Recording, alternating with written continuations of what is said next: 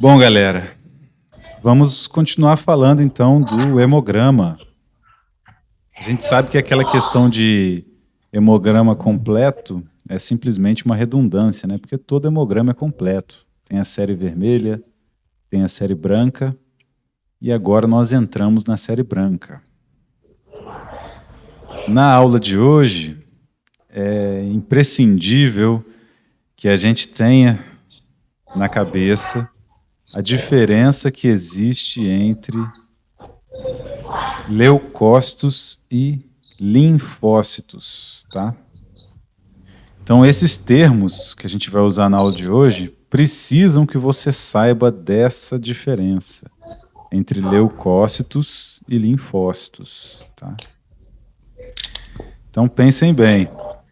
Quando a gente lê aqui, por exemplo, linfocitose, nós estamos falando dos linfócitos, que pertencem ao grande grupo de leucócitos. Leucócitos são todas as células brancas. E linfócitos são aquelas que eu já mostrei para vocês lá na hematopoese, as células da imunidade adaptativa, tá? Eu que sou disléxico, passei por muitos problemas para entender essa disciplina quando estudei a primeira vez, por conta disso. É leucócito, leucocitose, eu entendo linfocitose, é linfocitose, eu leio leucocitose e aí entendo leucocitose. Então, vamos fazer essa distinção clara entre leucócitos e linfócitos. Quando eu tenho um grande número de leucócitos, eu tenho a leucocitose, tá? Então, a gente sabe que leucócitos são de 3.600 a 11.000. É óbvio que isso varia de acordo com cada tipo de laboratório, tá? Esse aqui é um valor que está disponível aí na literatura, mas nós vimos também lá no início da disciplina que isso varia de laboratório para laboratório, de acordo com os critérios estabelecidos.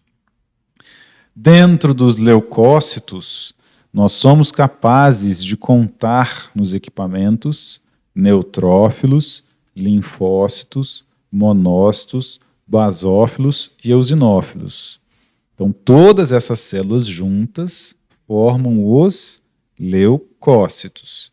Eu posso ter uma leucocitose, quando esse valor está aí acima dos 11.000, ou uma leucopenia, quando esse valor está abaixo aí dos 3.600, tá?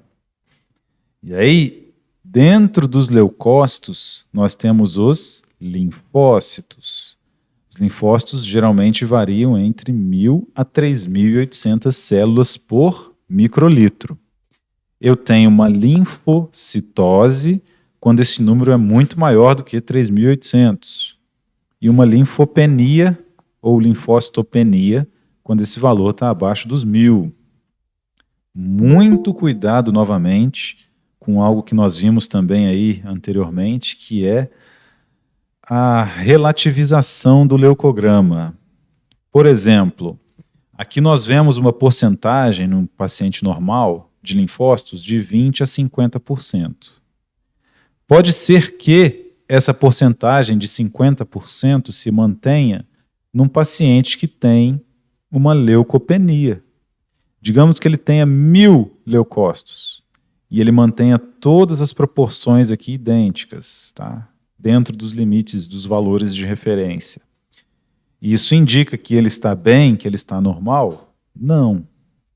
Essas porcentagens se mantiveram. Só que o paciente enfrenta uma leucopenia. Então, ele terá, por exemplo, uma linfopenia também. Ok? Então, você não deve considerar esses resultados relativos. Nós falamos disso já anteriormente também. Na aula de hoje, portanto, nós falaremos desses achados clínicos em hematologia. A linfocitose, que é o aumento dos linfócitos, tá? Dos linfócitos, não dos leucócitos. E a linfocitopenia ou linfopenia. Quando eu encontro essas duas características nos exames, quando eu encontro uma linfocitose, o que isso significa, né? O aumento do número de linfócitos. Quando eu encontro uma diminuição do número de linfócitos, uma linfopenia. Existem linfocitoses infecciosas. Como nós já conversamos lá na etapa de introdução, e é por isso que eu faço aquela introdução, os linfócitos fazem parte da imunidade adaptativa. Nós temos dois tipos de imunidade: a imunidade inata e a imunidade adaptativa. Mas, professor, só refresca a minha memória então. O que é a imunidade inata? A imunidade inata são aquelas células que ficam patrulhando o seu corpo o tempo inteiro, buscando por antígenos. Tá? Os monócitos, por exemplo, que englobam, né, os macrófagos, eles ficam patrulhando o seu corpo, procurando aí por invasores. Quando esses invasores são encontrados, eles são digeridos por essas células, por exemplo, por um neutrófilo, e essas células apresentam um pedacinho desse invasor lá para as células que estão dentro dos nossos linfonodos. São os linfócitos.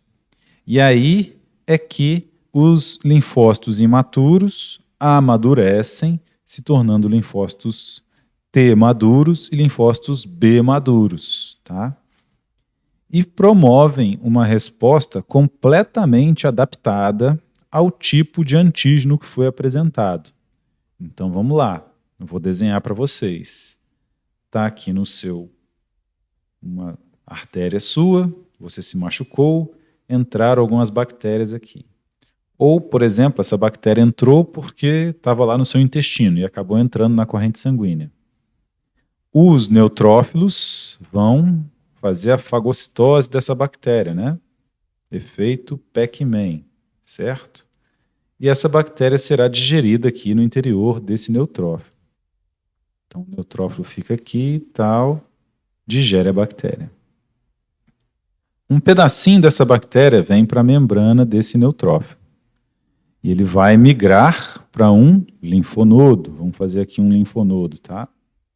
Depois eu vou mostrar durante a aula para vocês onde é que estão os linfonodos.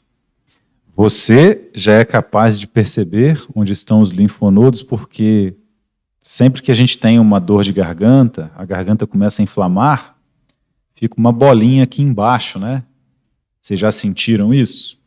Ou então quando tem uma dor de dente, né? Mas isso acontece comumente quando se tem uma dor de garganta, uma bolinha que inflama aqui. É o linfonodo, um linfonodo que recebeu um pedacinho de antígeno, conforme eu vou explicar aqui para vocês agora. Então esse neutrófilo vai vir para o linfonodo aqui. Quando ele chega aqui, com esse pedacinho de antígeno, ele apresenta esse pedacinho de antígeno para o linfócito. Tá? O linfócito olha, não gosta muito da coisa, mas ele vai amadurecer aqui dentro do linfonodo, vai se multiplicar e promover aquilo que nós chamamos de ataque dos clones. Nós conversamos sobre isso anteriormente também. Então, por ser uma resposta muito mais eficiente, aqui nós teremos os linfócitos B, também conhecido como plasmócitos, produzindo anticorpos, liberando esses anticorpos, né, na corrente sanguínea posteriormente, e os linfócitos T, que CD4 e linfócitos T CD8, buscando aqui também por esses antígenos. No caso de vírus, quem desempenha o principal papel, já comentei isso com vocês também, são os linfócitos T CD8, que digerem, matam, eliminam células que foram infectadas por vírus. Os anticorpos não têm um papel tão relevante quanto essas células, tá? E os linfócitos B vão produzindo anticorpos. Então, no caso de uma infecção bacteriana, é muito interessante os anticorpos, ao contrário do que acontece com a infecção viral. Que depois, se essa bactéria estiver aqui, flutuando aqui no sangue, quando os anticorpos são ligados a ela, isso facilita, inclusive, a atuação do sistema complemento, né? Que vocês conhecem lá, já devem ter ouvido falar no sistema complemento da bioquímica. Então, é assim que a coisa funciona. Então, existem situações, doenças, patologias que apresentam linfocitose, que apresentam linfopenia. Existem linfocitoses, por exemplo, sem atipias e linfocitoses atípicas. O que seria esse atípico ou típico? É quando a célula que você observa numa lâmina, ela está diferente do normal. Então, os linfócitos, eu já adianto aqui para vocês, eles têm um tamanho parecido com o tamanho das hemácias, tá? E eles têm um núcleo que preenche quase que o interior da célula por completo. Então, quando os linfócitos estão nesse formato aqui, que é o formato típico do linfócito, nós falamos que é uma linfocitose sem atipias. Agora, se o linfócito estiver, por exemplo, bem maior do que a hemácia, nós chamamos isso de uma linfocitose atípica. Tá? Olha o linfócito bem grande, com um núcleo bem grande. Né? Também tem doenças que têm essas características aqui para vocês. E também existe a plasmocitose, que é um aumento dos linfócitos B. Pois não? Você está fazendo a apresentação? Porque eu não estou vendo. Aquele mesmo erro de sempre, né? Esqueci de compartilhar a tela.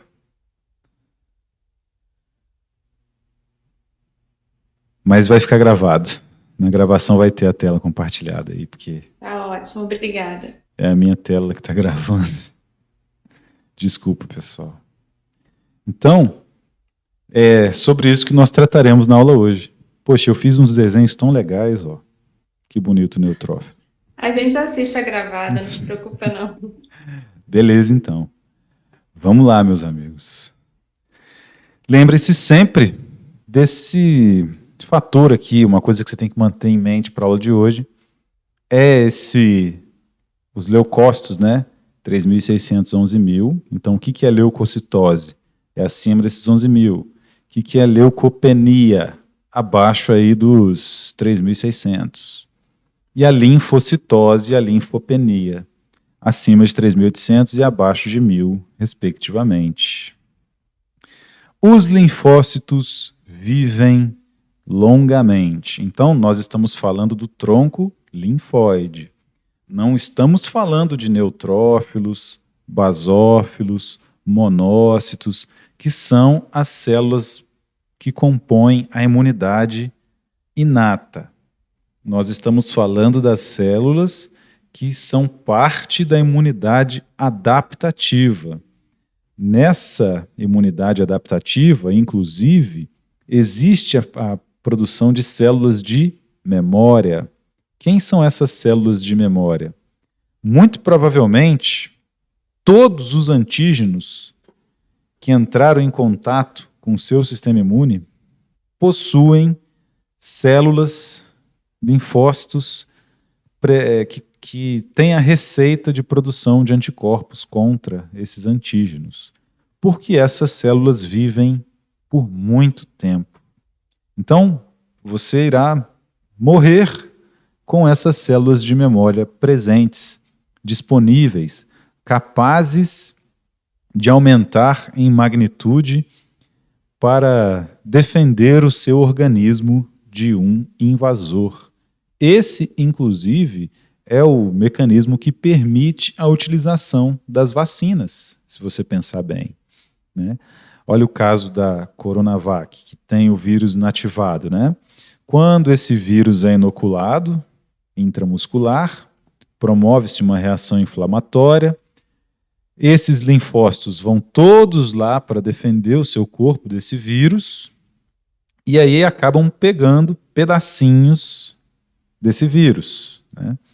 E aí esses pedacinhos são apresentados aos linfócitos pelos monócitos, por exemplo, pelos macrófagos, e aí são produzidas células de memória, linfócitos TCD4, linfócitos B, que são capazes de produzir uma resposta imune contra as células infectadas por esse vírus e anticorpos contra esse vírus, respectivamente.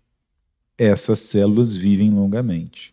Professor, se essas células vivem longamente, por que eu preciso então de 2 doses? Porque na primeira dose, a magnitude de resposta, o número de células de memória é X. Na segunda dose, quando você é exposto novamente ao mesmo antígeno, você terá mais células de memória circulantes.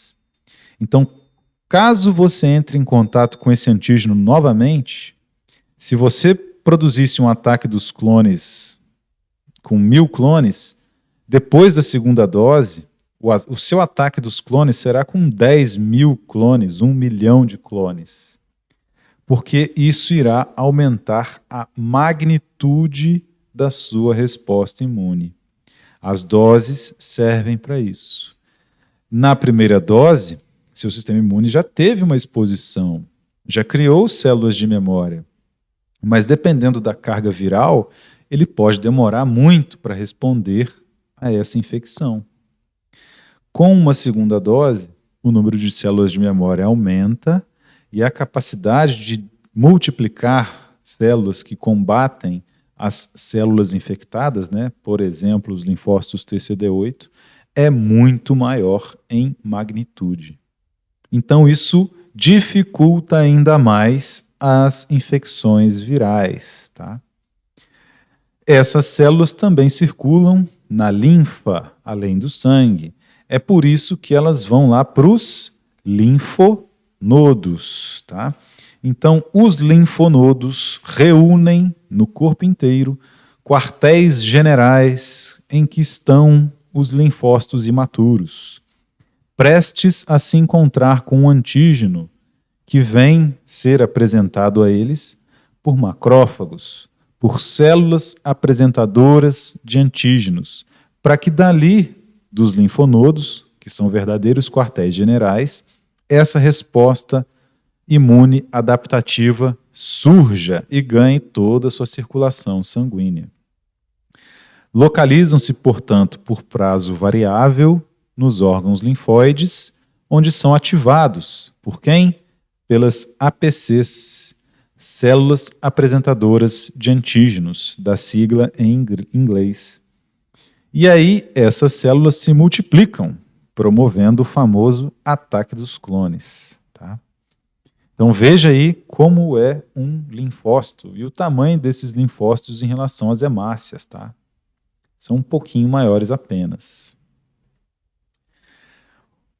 Do que trata, então, o termo linfocitose? Não confunda, Não confunda conhaque de alcatrão com catraca de canhão. Não é leucocitose. Leucocitose vem de leucócitos, todas as células do sistema imune. Nós falamos disso já. A linfocitose é um aumento apenas do número de linfócitos. E não pode ser um aumento relativo. Tá? Tem que ter um aumento total das células leucocitárias, seguido também de um aumento dos linfócitos. Tá? É o aumento do número absoluto de linfócitos no sangue. Nos 2 primeiros anos de vida, estabelecer valores de referência para linfócitos é quase impossível. Então, caso você tenha um paciente pediátrico, fazer o exame de sangue e encontrar valores totalmente desconectados com a realidade, isso é normal, depende do metabolismo de cada um. Contagens entre 10.000 e 18.000 células por microlitro são frequentes e sem significação. Tá? Entre 3 e 8 anos de idade, parece razoável estabelecer um limite superior a 8.000 células por microlitro. Então, no paciente pediátrico, nós podemos considerar aí uma linfocitose com linfócitos acima de 8.000 células por microlitro. Dessa idade em diante, aí, dos 8 anos em diante, os linfócitos diminuem até os 15 a 16 anos, estabelecendo-se nos limites de referência do adulto, 1.000 a 4.000 células por microlitro. Tá? São apenas questões que estão relacionadas com a análise do leucograma de crianças. Nunca interpretar como linfocitose um percentual alto de linfócitos sem atentar para o número absoluto. Vamos voltar lá para a primeira figura da aula. Então, pode ser que eu tenha, por exemplo, 90% de linfócitos. Só que se o número total de células for 1.000, esses linfócitos têm uma linfocitose relativa. Não está de acordo com o normal. Está relativizada. Porque, na verdade, eu tive uma leucopenia. Então, não interessa se eu tenho 90% de linfócitos. Com 1.000 células, com 1.000 leucócitos, eu tenho uma leucopenia. E esse é o fator preponderante. Tá? Agora, eu chamo a atenção porque você tem que ver o número total de células. As porcentagens podem nos confundir e muito. Muitas vezes trata-se de uma neutropenia que aumenta relativamente a porcentagem de linfócitos. Então é muito interessante que você encontre esses valores aqui no leucograma, tá? Os valores totais das células encontradas no paciente. Porque se eu tiver uma neutropenia, eu posso aumentar aqui a porcentagem de linfócitos. Né? Eles vão lá para 80%. Só que eles ficarão dentro da margem de 1.000 a 3.800. Só que eu vou enxergar simplesmente a porcentagem. Porque, na verdade, eu tive uma neutropenia, uma diminuição do número de neutrófilos. Tá? Então, você precisa comparar esses valores com o número absoluto dessas células. Sempre. Para que você não se confunda e não solte resultados que são falsos positivos. Muitas vezes, né, isso pode acontecer e confundir o diagnóstico do paciente. A adrenalina causa linfocitose duradoura que pode ultrapassar 8.000 linfócitos por microlitro. Então, naquele paciente que fica nervoso, aquela criança que chora muito, e a pessoa que tem medo de agulha, por exemplo, ou quem, antes de chegar no seu laboratório de análises clínicas, não viu o sinal fechado, foi atravessar a rua e quase morreu atropelado, esse paciente terá contagens que não são confiáveis, no que diz respeito também ao nível de linfócitos, ok? Há uma linfocitose reacional em numerosas infecções virais e raras bacterianas. Então, geralmente, nós não percebemos uma linfocitose em infecções bacterianas. Linfocitose é um quadro que costuma ser característico de infecções virais. E outra, não é por causa dos anticorpos, é porque o vírus é um pio. Vocês já ouviram falar disso. O vírus é um parasita intracelular obrigatório. Então ele precisa entrar aqui na célula, né? Usar a maquinaria da célula para se multiplicar. Na célula nós temos ribossomos, que fazem a síntese proteica, nós temos as enzimas que fazem a replicação do RNA, se o vírus for de RNA, tá certo? Então, o vírus aqui no interior da célula, se multiplicando, vai dar origem a várias unidades virais. Se eu quiser acabar com o formigueiro, eu fico na boca do formigueiro matando formiga por formiga, ou vem aqui o linfócito TCD8 e fagocita completamente essa célula. O que é mais eficiente? Né? é o linfócito TCD8 fagocitando a célula infectada completamente. Isso é mais eficiente do que qualquer outra estratégia. Isso aqui é que é a cura para uma infecção viral. Tá? É uma atividade do linfócito TCD8 matando as células que estão infectadas por vírus. Como é que o linfócito TCD8 descobre que aquela célula está infectada por vírus? Todas as nossas células nucleadas possuem o que a gente chama de complexo principal de histocompatibilidade, também conhecido como MHC de classe 1. Existem estruturas proteicas aqui da célula que encontram uma proteína desse vírus perdida, capturam essa proteína, essas estruturas vão para o interior de vesículas, essas vesículas se fundem à membrana plasmática e esse MHC expõe para o exterior uma proteína viral. É assim que o linfócito TCD8 sabe que essa célula está infectada por um vírus. Aí vem o linfócito TCD8 e fagocita completamente essa célula. Tá? Isso aqui, de fato, é a cura. A vacina é profilaxia. E eu vejo que muita gente deposita, né, muita fé nas vacinas. Não é assim que funciona. São apenas profilaxias. Tá? E há uma linfocitose clonal nas neoplasias da linfopoese. Traduzindo para você, eu mostrei para vocês também todo o funcionamento das células tronco, para onde elas se dividem e para onde elas vão. Imagine uma célula tronco daquelas, que é precursora dos linfócitos, se tornando uma célula cancerígena, uma célula que se multiplica de forma incontrolável. Elas promoverão uma linfocitose clonal. Então, existem, por exemplo, tumores que estão relacionados com linfócitos T, tumores relacionados com linfócitos B, e assim sucessivamente. Tá? Então, a linfocitose pode também indicar uma neoplasia. Ok?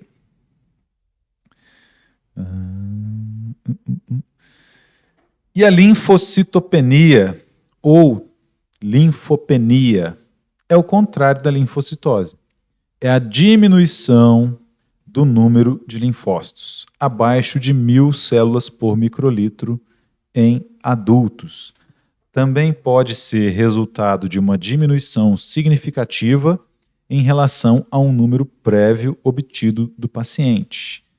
Eu acho que o negócio de análises clínicas também acabará passando por diversas modificações ao longo do tempo que farão com que o paciente faça exames sempre no mesmo laboratório. Por quê? Nessa condição, você terá informações ao longo dos anos de como funciona o metabolismo desse paciente. Então, por mais que a linfopenia esteja relacionada aí na literatura com um número de células abaixo de 1.000 por microlitro, pode ser que alguns pacientes tenham valores normais de 7.000 células, de 7.000 leucócitos, né? E aí, quando ele encontra o número de linfócitos que está dentro do mínimo, por exemplo, 3.800, isso pode ser uma linfopenia. Tá?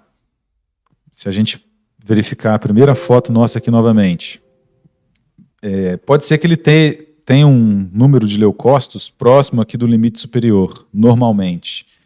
Então, ele pode ser que ele tenha um número de linfócitos aqui em 3.700, por exemplo.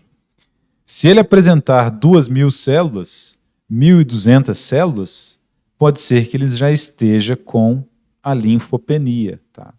Então, depende dos dados obtidos para aquele paciente ao longo dos anos. E nunca interpretar como linfopenia a baixa relativa de linfócitos na leucocitose. Então, imagine, por exemplo, que esse paciente está passando por uma infecção microbiana e aí ele tem uma neutrofilia. Ele vai lá para 12 mil neutrófilos. A porcentagem desses neutrófilos é tão grande que vai reduzir muito a porcentagem de linfócitos. Talvez existam aqui, nesse caso, 12% de linfócitos. Isso é linfopenia? Não, porque o número total de linfócitos não se alterou da faixa de células que se espera num paciente normal. Mas a neutrofilia diminuiu relativamente a porcentagem dos linfócitos. Não é uma diminuição real, é uma diminuição relativa. Então, sempre interprete com o número de células. As porcentagens podem nos confundir bastante. Existe uma linfopenia 3 a 4 semanas após a vacinação contra a gripe. Isso é normal de se observar em pacientes que foram vacinados contra a gripe. A linfopenia é acompanhante da neutrofilia nas doenças inflamatórias infecciosas graves. Esgotamento da capacidade proliferativa da medula óssea seria uma das alternativas que explica a linfopenia nessas doenças inflamatórias ou infecciosas graves. Então, se ocorre uma inflamação ou uma infecção muito grave, essas células que estão lá na medula óssea vão ganhar corrente sanguínea e vão amadurecer e vão esgotar o conteúdo de matéria-prima disponível para fazer novas células. Então pode ser que exista uma linfopenia acompanhando a neutrofilia quando o paciente alcança esse quadro grave de infecção ou inflamação. Porque toda aquela matéria-prima para fazer novas células foi gasta tentando neutralizar aquele antígeno. Tá? Então, é como eu falei, é meio CSI. Dependendo do momento em que você encontra aquele paciente, as suas condições podem estar completamente alteradas. E aí você vai se confundir com o diagnóstico. E é por isso também que desde o começo da análise do leucograma, eu tenho dito para vocês que ele é utilizado para auxiliar no diagnóstico. Ele não deve ser tomado em consideração única e exclusivamente para fechar o diagnóstico da doença, tá? Ele auxilia nisso. É mais uma ferramenta que auxilia no desenvolvimento aí de um ótimo diagnóstico dos nossos pacientes. Após a radioterapia, a linfopenia é constante e duradoura. Pode se desenrolar até por anos depois que o paciente fez o tratamento com radioterapia. A quimioterapia causa linfopenia similar, mas há elevação progressiva de número de linfócitos 6 meses ou 1 ano após o tratamento. Tá? Então, nesse caso, a quimioterapia ela promove efeitos de menor proporção em relação à radioterapia. No tratamento com drogas imunossupressoras, óbvio, também há linfopenia. No lúpus eritematoso sistêmico, a linfopenia é um achado tardio, geralmente relacionado com a má resposta ao tratamento. Nós sabemos que são utilizados também imunossupressores no tratamento do lúpus eritematoso sistêmico. E no HIV, professor? Por que tem um decréscimo progressivo do número de linfócitos? Porque o vírus, como eu tinha comentado com vocês, é um parasita intracelular obrigatório. E o vírus do HIV, ele parasita quem? Vai ganhar um ponto quem souber? Isso mesmo. Nossa, não tem nem como dar ponto para a turma inteira desse jeito. O vírus da AIDS parasita o linfócito TCD4.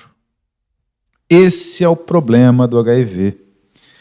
Como ele parasita justamente aquelas células que são responsáveis por coordenar a resposta imune, você há de convir comigo que o sistema imune desse paciente fica completamente debilitado. Então essas células linfocitárias são destruídas. E quem promove as principais complicações do paciente que foi infectado pelo HIV não é o vírus propriamente dito, são as infecções oportunistas, né? Sem um sistema imune competente, que está sendo afetado pelo vírus HIV, qualquer infecção bacteriana se torna um grande problema.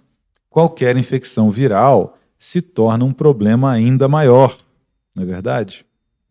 Porque nas infecções bacterianas, quem ganha um protagonismo maior são os neutrófilos. Mas, se houver uma outra infecção viral em que os linfócitos T têm uma atuação muito mais prevalente, a coisa se complica demais. E o vírus HIV pode ficar aqui incubado dentro de uma dessas células por anos, inclusive, se manifestando depois de um longo período. Ele fica se multiplicando lentamente, sem alertar o sistema imune e incapacitando, inclusive, de que o paciente descubra que está infectado. Porque quando o vírus fica incubado no interior do linfócito TCD4, eu não tenho a produção de anticorpos contra esse vírus no sangue, né? É o que a gente chama de janela imunológica.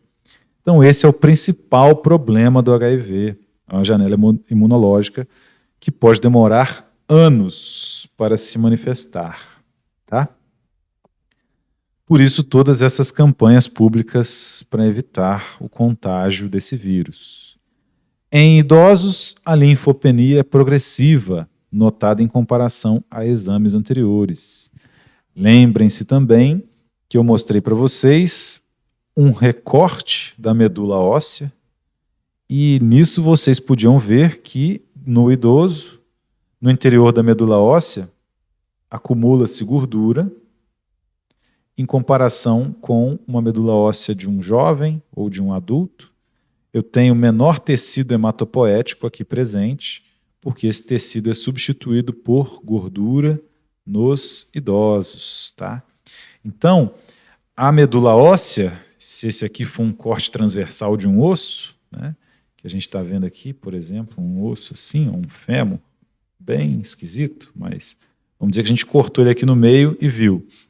Ela perde o vigor. Os idosos não têm o mesmo vigor para produzir novas células, para multiplicar suas células-tronco, que vão compor futuramente as células brancas, os leucócitos, né?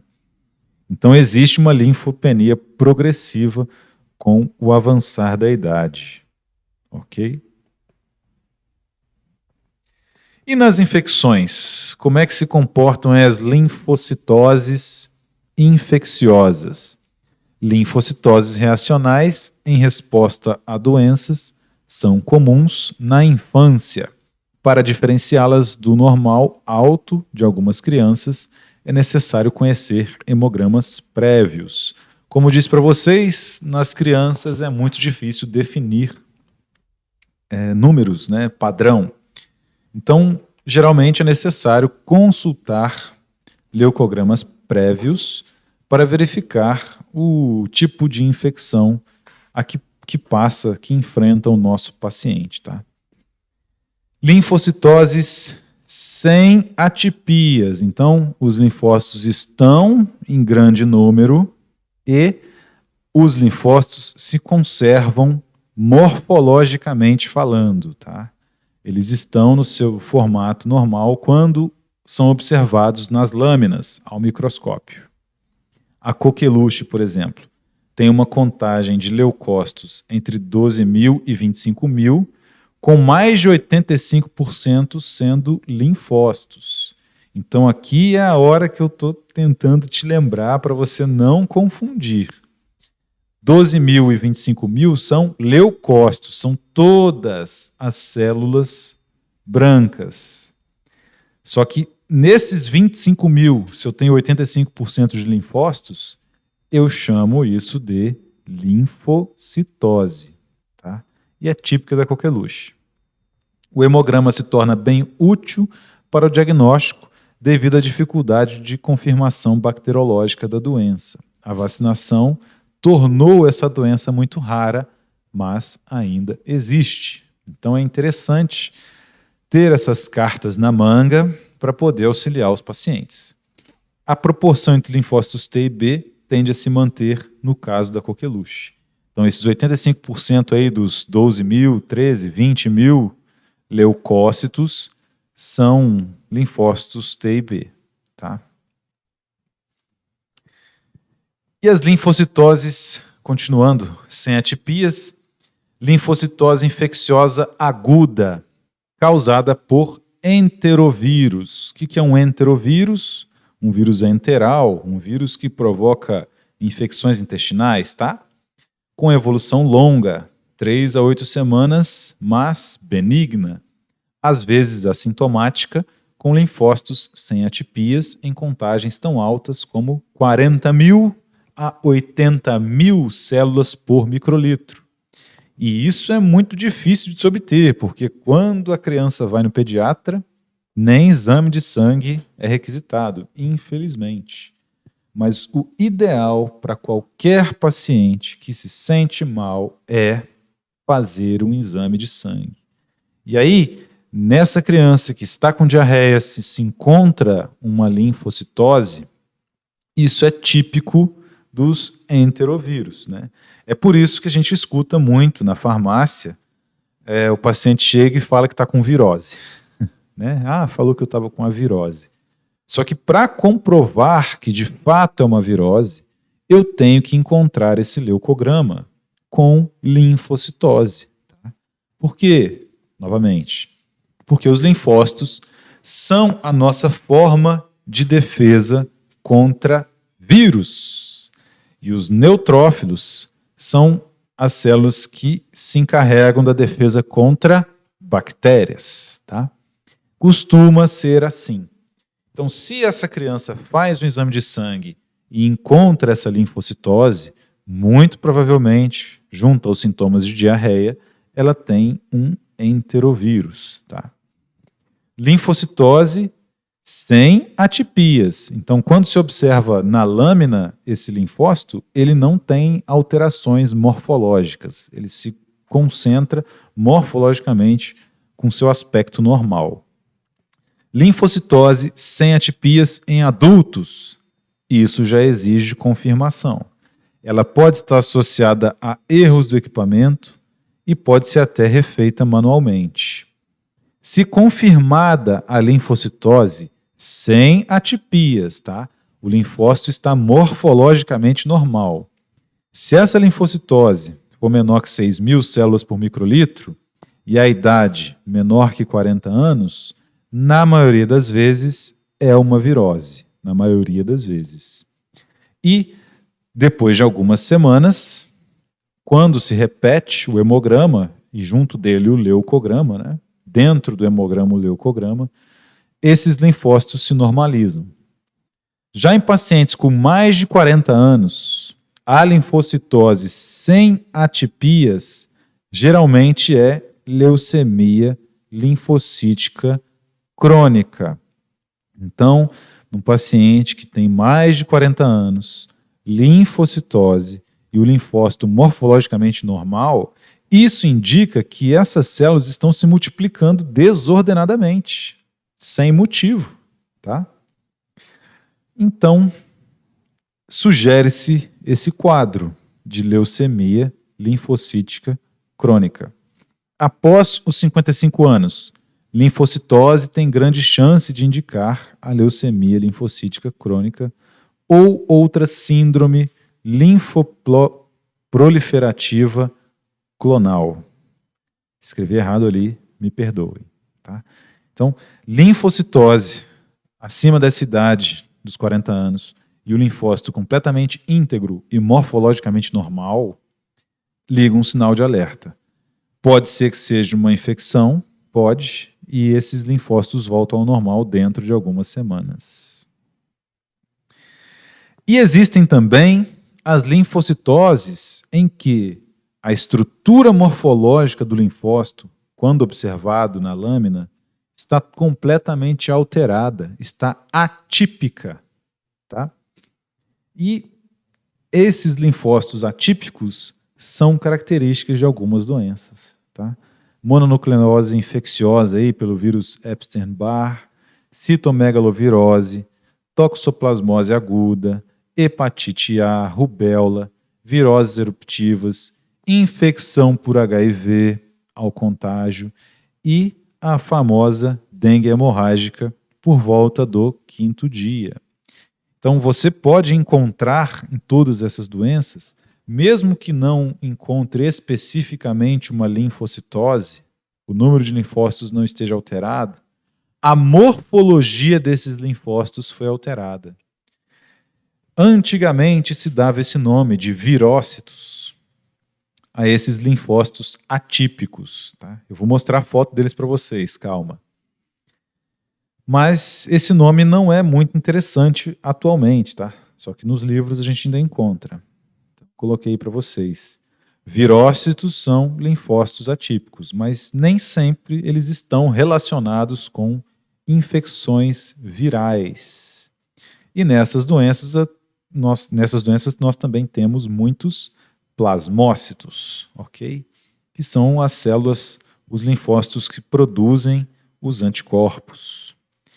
Vejam os linfócitos atípicos em comparação com um linfócito típico nessa figura aqui. O linfócito, seu núcleo ocupa quase que totalmente o seu citoplasma e o tamanho desses linfócitos em relação às hemácias. Agora, esse linfócito aqui não está completamente redondinho, o núcleo é a metade do citoplasma, certo? Esse outro aqui possui alterações morfológicas, tanto na célula quanto no próprio núcleo. E o núcleo não está ocupando totalmente o citoplasma. Esse outro aqui, apesar do tamanho estar bom, o núcleo também está alterado. E a coloração está meio ruim, mas dá para perceber. Olha esse outro linfócito aqui, meus amigos. Como é que ele está? Totalmente atípico. Esse aqui está atípico, núcleo atípico e bem maior que as hemácias. Né? E assim vai. Então, esses linfócitos atípicos é que ligam também o sinal de alerta para essas doenças, ok? Vejam esse núcleo aqui em formato de bumerangue. Esse outro linfócito aqui completamente alterado morfologicamente, tanto no citoplasma quanto no núcleo. E esse outro aqui também. Então, esses são os linfócitos atípicos característicos dessas doenças, tá? E principalmente doenças virais. Aí eu não sei o que é melhor. Você encontrar depois dos 40 anos uma linfocitose com um linfócito típico ou com atípico. Porque se for típico e a linfocitose persistente, é leucemia e leucemia linfocítica crônica, acima dos 40 anos, como a gente viu aqui. Agora, se você encontrar uma atipia nas lâminas, você terá uma dessas doenças que eu coloquei aqui, uma doença infecciosa bem complicada também, né?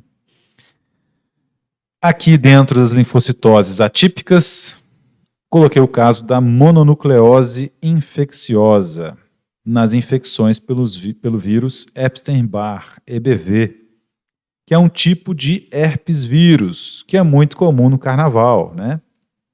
Pelo menos até antes de 2020. A famosa doença do beijo. Então vejamos aqui um hemograma que tem o leucograma de um paciente no 4º dia de febre. Estava com febre e tem alguma coisa errada. Vamos fazer um hemograma. E aí verifica-se uma quantidade de linfócitos de 54,6%. Não caiamos nisso.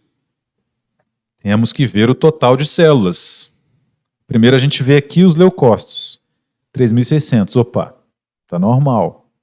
Não é leucocitose nem leucopenia. E aí depois você vem aqui verificar. Chama atenção 54, era para ser 50, né? Beleza. Só que é 1966. Teria que ser 1800 o máximo, né? Se não me engano. Então, isso indica uma linfocitose. Então, provavelmente, trata-se de uma infecção viral, até porque os neutrófilos não estão alterados, tá? E aí depois, 9 dias depois, que é pouco tempo, né? 9 dias depois, já encontro uma leucocitose. Leucócitos estão lá em torno de 14.700 e 67% desses 14.700 agora, que são 9.849 células, são linfócitos. Isso aqui é uma linfocitose de fato. E certamente a morfologia desses linfócitos é atípica, como uma dessas que eu mostrei aqui na lâmina para vocês. E isso é muito importante para se definir que trata-se de uma infecção viral, ok? Aqui algumas fotos da mononucleose, vou passar rapidinho, não é o interesse da nossa aula, tá? Mas com certeza também esse paciente tem os linfonodos inflamados, principalmente aqueles perto da garganta aqui, né? Então, esse foi o exemplo aí da mononucleose infecciosa. O Epstein-Barr vírus se prolifera em quem? Justamente nos linfócitos B. Os linfócitos T se tornam virócitos, que são linfócitos atípicos, tá? Persistindo por 3 a 5 semanas. Existe também uma trombocitopenia nas 2 primeiras semanas. Diminui o número de plaquetas. Também acontece isso no paciente que está com dengue, né? Em crianças pequenas e em adultos com febre prolongada, há uma leve anemia. É a famosa anemia de doença crônica que nós já vimos lá atrás, né? Quando discutimos a questão das anemias. Por quê? Porque eu esgoto completamente a capacidade hematopoética na proliferação dos linfócitos para combater o vírus. E aí falta matéria-prima para que as minhas precursoras das hemácias se multipliquem. Acaba faltando hemácia no sangue, anemia, tá? O teste sorológico para anticorpos anti-Epstein-Barr vírus é positivo da 2ª à 4ª semana e o diagnóstico se apoia na presença dos linfócitos atípicos, que estão respondendo contra os linfócitos B infectados pela Epstein-Barr vírus. Então, os linfócitos TCD8 têm que matar os linfócitos B. Veja que confusão. É por isso que surgem essas atipias na mononucleose infecciosa. Ok? Infecções pelo HIV. Após 1 a 4 semanas de incubação, causa uma doença febril com linfócitos atípicos. Porque, como eu comentei com vocês, os linfócitos é que são infectados pelo vírus HIV. Então, esses linfócitos acabam morrendo, acabam sendo totalmente destruídos e incapacitados por conta do vírus. E isso faz com que haja alterações morfológicas nesses linfócitos. É o que acaba causando as atipias, tá? Então, nesse momento em que se detectam os mononucleócitos atípicos da AIDS, não são notados anticorpos anti-HIV. Então, é uma forma de suspeitar da doença antes mesmo que sejam encontrados anticorpos circulantes. A positividade sorológica para o HIV, portanto, é mais tardia do que esses efeitos que podem ser identificados na morfologia dos linfócitos do paciente. Tá? E, para finalizar, a plasmocitose é um fenômeno constante na maioria das viroses e nas reações imunológicas, inclusive vacinações. É o que nós devemos enfrentar aí, caso algum desses pacientes tenha complicação ou faça os exames, poderá ser notada essa plasmocitose. Na hepatite A, o hemograma sempre mostra plasmocitose, não há linfocitose, e linfócitos atípicos são raros. O leucograma da rubéola caracteriza-se por plasmocitose. A linfocitose é relativa. E em pediatria, o quadro clínico sugestivo de rubéola, que é febre baixa, surgimento de gânglios linfáticos e de manchas rosadas que se espalham primeiro pelo rosto, depois pelo rosto e pelo corpo, com plasmocitose, é um achado evidente. Veja onde estão os nossos gânglios linfáticos. Eles é que aumentam em tamanho quando ocorrem essas infecções. Por que, professor, que acontece isso? Dentro desses gânglios é que estão os linfócitos imaturos. Então, como eu expliquei para vocês, a célula apresentadora de antígeno, que é a célula pertencente à imunidade inata, que se encontrou com esse antígeno, vai lá no gânglio linfático e mostra um pedacinho desse antígeno para o linfócito imaturo que está lá dentro. Daqui a pouco, começa a acontecer o quê? O linfócito reconhece aquele pedacinho de antígeno e se multiplica clonalmente. Ao se multiplicar demais, o gânglio pode aumentar em tamanho. É aquele volume maior que a gente sente aqui embaixo da garganta, né? Quando está com infecção de garganta. Percebam que na farmácia a gente faz muito isso já com os nossos clientes, que são nossos pacientes, né? Pelo menos eu fazia isso aí. A criança chegava lá chorando, por exemplo, não sei o que esse menino tem. E às vezes é uma criança muito novinha, eu apalpava essa parte do pescoço para ver se o gânglio estava inchado. E isso é característico da infecção de garganta, que acontece muito em crianças, né? Porque criança geralmente tem problemas para escovar dente, etc, etc, etc, e aí acaba infeccionando a garganta mesmo, tá? Existiram casos que eu já presenciei do gânglio linfático super inchado embaixo, né? Embaixo não, nas axilas, embaixo do braço, né? Era por conta do uso de desodorante. E aí isso desencadeou uma reação inflamatória. E aí o gânglio ficou bastante inchado, deu um caroço. É o que a gente conhece popularmente como íngua, né? E mais uma vez a foto aí do linfócito típico. O nucleolo não é aparente e perceba a sua dimensão em comparação com as hemácias. E, com certeza também é notável, né, a dispersão do núcleo, ocupando quase que totalmente o citoplasma da célula. O núcleo é essa parte mais roxo escura, tá bom? Mais alguns aspectos gerais aí dos linfócitos. Nessa primeira foto a gente vê um linfócito atípico, por aumento de tamanho, e nucléolos evidentes. Os nucléolos estão aqui, ó, aqui e aqui. Linfócito atípico por aumento de tamanho e polimorfismo nuclear.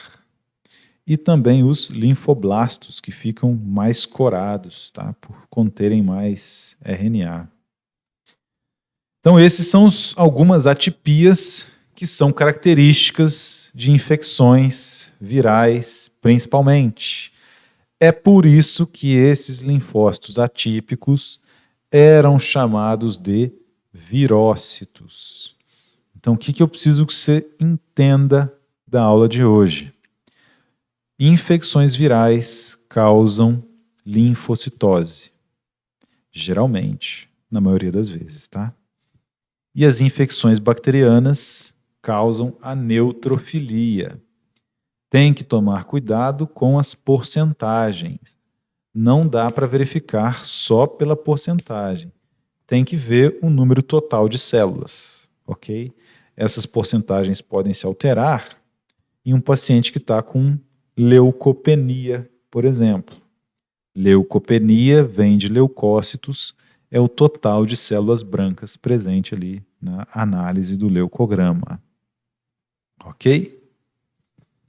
Aí um plasmócito atípico apresenta-se com inclusão globular abundante ou com vacúolos grandes devido à dissolução das inclusões globulares pelo corante hematológico. Surge comumente nas hiperplasias crônicas de plasmócitos. Então, são câncer que a célula cancerígena é um linfócito B, é um plasmócito. Doenças crônicas de estimulação constante, malária, leishmaniose visceral, tripanossomias e tumores malignos, podem aumentar a predisposição ao câncer.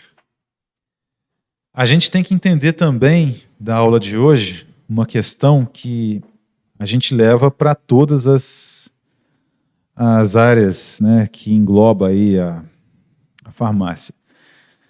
A multiplicação das células, meus amigos, e os problemas que podem acontecer nos tecidos predispõem ao câncer, tá? Por que é chamado de neoplasia, né? Neoplasia é um novo crescimento, digamos.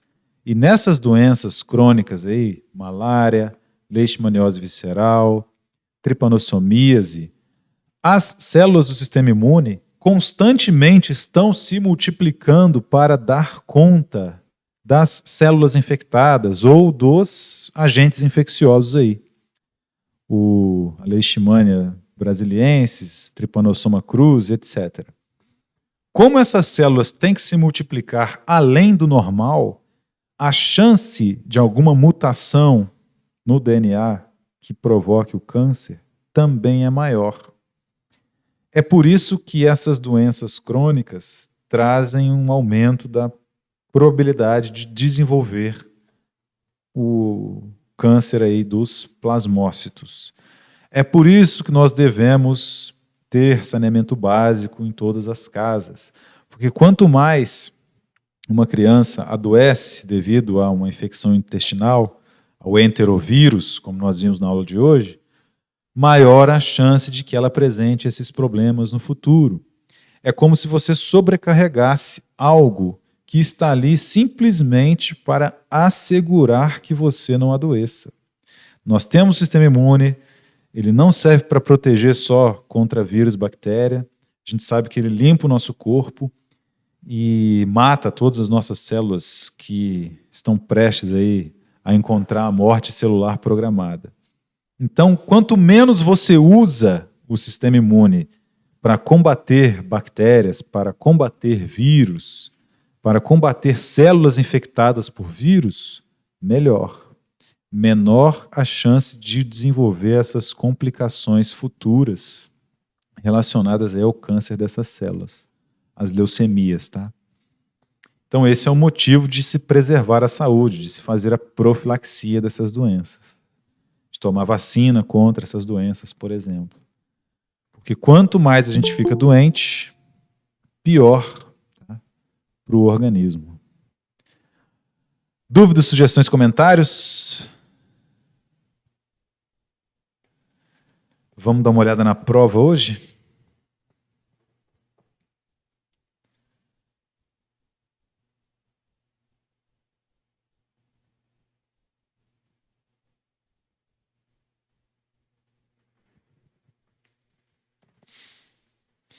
Prova de hemato, questão 1, facinha, né? Com certeza todo mundo acertou. A causa predominante das anemias é a baixa absorção de ferro na alimentação. Essa vocês também tiraram de letra. Claro que é verdadeiro, né? Transferrina é uma proteína que armazena ferro no fígado? É? Acho que não, né? Falso. Descreva, de acordo com a figura abaixo, as 7 etapas enumeradas envolvidas no metabolismo do ferro. Nesse aqui, pessoal, teve gente que não colocou as 7 etapas. Aí não ganhou a pontuação total, tá? Ganhou parte da pontuação só. E teve gente também que não escreveu nada com nada. Aí eu acho que eu tirei toda a pontuação. Anemia microcítica hipocrômica pode ser tratada com... Poxa, anemia microcítica hipocrômica. Sulfato ferroso, né? Comprimidos mastigáveis contendo ferro. Moleza também essa, né, meus amigos? Anemia macrocítica Essa aí é fácil. B12 folatos, né? Falamos bastante sobre. Anemia aplástica. Aplasia tem que ser tratada com... Essa aí deve ter pegado bastante gente, né? Porque geralmente essa aplasia é uma resposta imune contra as células tronco. Então é imunossupressores, né? De acordo com seus conhecimentos sobre anemias hemolíticas, assinale a alternativa correta. Pode ser provocada deficiência enzimática que diminui a sobrevida da eritroide? É hemolítica. Pode, né? Pode ser causada por irregularidades estruturais da hemoglobina? Pode também. Pode ser provocada por perdas de sangue em acidentes, por exemplo? Hemolítica? Não. A hemoglobinúria paroxítica noturna é um exemplo de anemia hemolítica? Sim. Pode decorrer de defeitos intrínsecos aos eritrócitos? Sim. Então todas as alternativas estavam corretas, né? Agora até eu fiquei com dúvida. A C que eu não marquei, professor. Ah, então beleza. Com Isso aí. relação É só a C é por hemorragia, né? Não é hemolítica. Isso aí. Então essa questão eu coloquei todas as alternativas sendo certas, menos a C. Eu acho que eu fiz isso. Se eu não fiz, vou recalcular lá. Vou só confirmar com vocês. Então eu fiquei... Bom, eu acredito que eu fiquei na dúvida que o pessoal também tenha ficado, porque como não tinha quantidade, aí, tipo assim, bom, será que essa é só para confundir. Drepanócitos são sinais patognomônicos da hemoglobinopatia S. Para saber se vocês estão entendendo aí os termos que nós utilizamos na aula, né? Verdadeiro.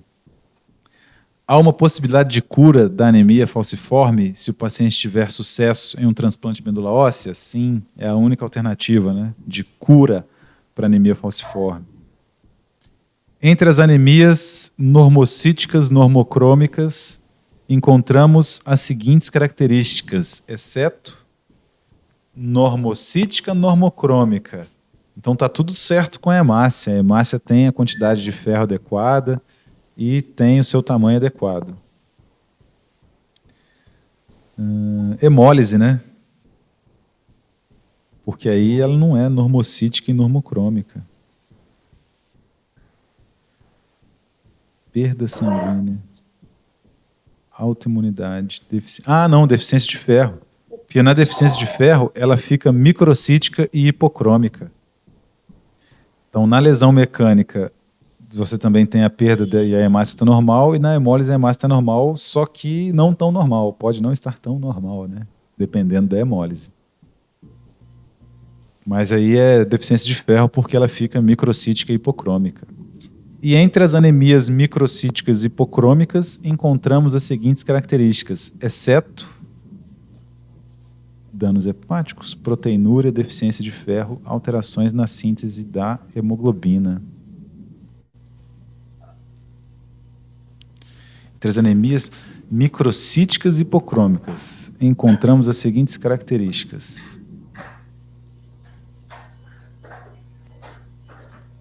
Danos hepáticos, que o paciente que tem essa anemia microcítica hipocrômica pode apresentar proteinúria, ele apresenta deficiência de ferro e apresenta alterações na síntese de hemoglobina. É isso, meus amigos. Então, mas exceto proteinúria? Qual é a resposta dessa? Rapaz, até eu fiquei na dúvida aqui agora, ficou meio ambíguo, né? Eu acho que eu marquei proteinúria. Tá vendo? A prova estava tão fácil que nem o professor sabe. Encontramos as seguintes características nas anemias microcíticas e hipocrômicas. Eu acho que seria essa aqui.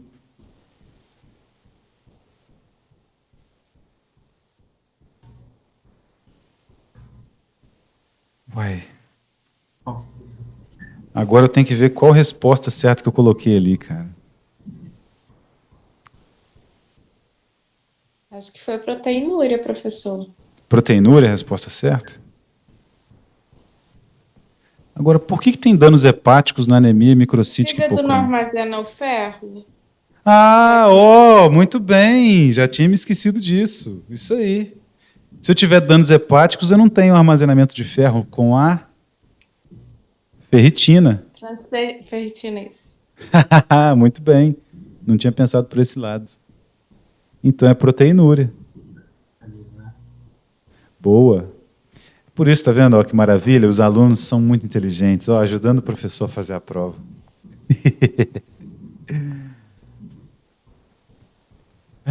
Viram como é que não tem decoreba? Tem que imaginar, galera. Não tem jeito. Se eu tivesse lido essa aula, eu teria acertado. Mas foi tranquilo a prova. Teve gente que eu acho que talvez pode ter acontecido igual na bioquímica, ou eu não corrigi o questionário, ou tirou 0, eu vou dar uma olhada nisso depois, tá? Já me mandaram mensagem no WhatsApp, vou confirmar e eu entro em contato pessoalmente. Essa eu fiz. Essa aqui você fez, né? Era uma questão só também, que eu até repeti na prova, né? Duas questões. Porque esse metabolismo do ferro, como a anemia ferropriva, né, é a mais prevalente, qualquer desses achados de anemia aí pode estar relacionado com o metabolismo do ferro. Então, isso cai também muito em concurso. Já vi várias questões de concurso sobre isso. Pois não? Professor, aquela também da agulha, eu fiquei muito em dúvida.